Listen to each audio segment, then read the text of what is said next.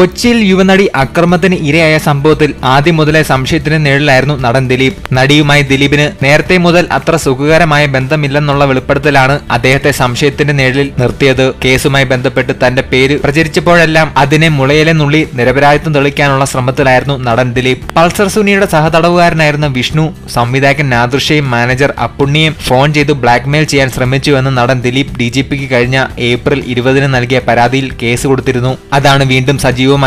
പിന്നീട് പൾസർ സുനി ജയിലിൽ നിന്നും മറ്റൊരാളുടെ സഹായത്തോടെ ദിലീപിന് എഴുതിയ കത്തും പുറത്തായി. എന്നാൽ ദിലീപിന്റെ പരാതിയിൽ ഇതുവരെ പോലീസ് കേസ് രജിസ്റ്റർ ചെയ്തിട്ടില്ല. ജയിലിലേക്ക് ഒളിച്ചു കടത്തിയ മൊബൈൽ ഫോണിലൂടെയും ജയിലിലെ ലാൻഡ് ഫോണിൽ നിന്നും സുനിൽ നാദൃഷയും അപ്പുണ്ണിയും വിളിച്ചതായും തിരിച്ചു ജയിലിലേക്ക് സുനിലിന് ഇരുവരുടെ വിളി എത്തിയതായും ഫോൺ രേഖകളിൽ നിന്ന് പോലീസ് വ്യക്തമാക്കിയിട്ടുണ്ട്.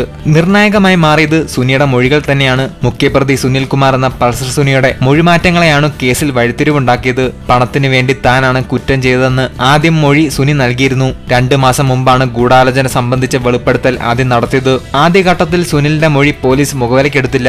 എന്നാൽ മൊഴി സാധൂകരിക്കുന്ന തെളിവുകൾ പുറത്തുവരാൻ തുടങ്ങിയതോടെ അന്വേഷണ സംഘം നടൻ ദിലീപ്, സംവിധായകൻ നാദൃഷ, ദിലീപിന്റെ മാനേജർ അപ്പുണ്ണി എന്നിവരെ ചോദ്യം ചെയ്തു. സുനിയുടെ സഹതടവുകാരനായിരുന്ന ജിൻസന്റെ മൊഴിയാണ് കേസിൽ നിർണായകമായത്. പൾസർ സുനി ജയിലിൽ നിന്ന് നാദൃഷയും അപ്പുണ്ണിയും വിളിച്ച് പണം ആവശ്യപ്പെട്ടുവെന്ന വാർത്ത പുറത്തു വന്നതും ഇതോടെയാണ്. തുടർന്ന് നടിയും ദിലീപിന്റെ ഭാര്യയുമായ കാവ്യ മാധവന്റെ വസ്ത്രവ്യാപാര സ്ഥാപനത്തിലും പരിശോധന നടത്തിയിരുന്നു. സുനിലിന്റെ മൊഴി അനുസരിച്ചാണ് ഇതെന്നായിരുന്നു പോലീസ് നൽകിയ സൂചന. ദിലീപ് നായകനായി പുറത്തിറങ്ങിയ അവസാന ചിത്രം ജോർജേട്ടൻ സ്പൂരത്തിന്റെ ലൊക്കേഷനിൽ സുനിൽ കുമാർ എത്തിയതിന്റെ തെളിവുകളും ലഭിച്ചതോടെ കൂടുതൽ നടപടിയിലേക്ക് പോലീസ് കടക്കുകയായിരുന്നു. സുനിയുടെ സഹതടവുകാരനായ ജിൻസൺ നൽകിയ വിവരങ്ങളും അന്വേഷണത്തിൽ നിർണായകമായി.